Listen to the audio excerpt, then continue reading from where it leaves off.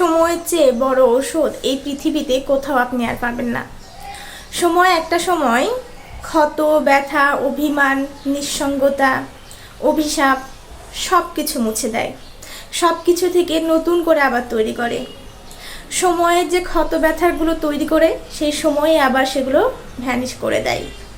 আমরা শুধু মাত্র মানুষকে উপহাস করি যে তোর সময় খারাপ যাচ্ছে বা তার এই জিনিসটা ভালো হচ্ছে না, কিন্তু বিশ্বাস করুন সেই সময়টাই সব কিছু ঠিক করে দেয়।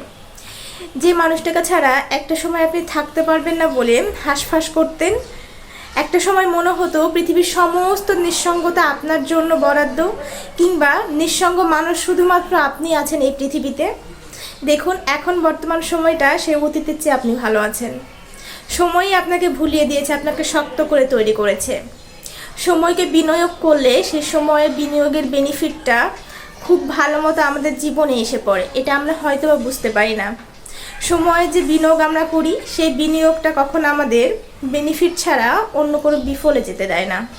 আমরা বুঝতেই পারি না, হরহামেশা ভাবি যে ঠিক আছে অনেক দিন হয়ে গেছে সেই কারণে, বা অনেকে আমরা বুঝেও বলি যে সময়ের সাথে সাথে হয়তো বা ঠিক হয়ে যাবে। আসলে সেটাই, আপনি যখন কষ্টে থাকবেন সেগুলো না কেউ কখনোই মূল্য দেবে না। আপনার অযত্নে থাকা বিষয়গুলোকেও কখনো যত্নের সহকারে কেউ দেখতে চাইবে না। আপনার ভালো লাগা মন্দ লাগা এগুলোও কেউ দেখবে না, কিন্তু ওই যে খারাপ সময়গুলো আপনার জীবনে থেকে যাবে, সেখান থেকে আপনি এক্সপিরিয়েন্স অর্জন করবেন এবং সেই জায়গা থেকে আপনার মনে হবে যে আমি একা হয়তো বা যতটুকু কষ্ট করে উঠে আসতে পেরেছি বাকিটা সময় একা একা আমি নিজেকে সামলে নিতে পারবো। এইভাবে আসলে আমাদের জীবনে হাজারো মানুষের গল্প তৈরি হয়, সময়ের বাঁকে বাঁকে নতুন নতুন গল্প তৈরি হয়।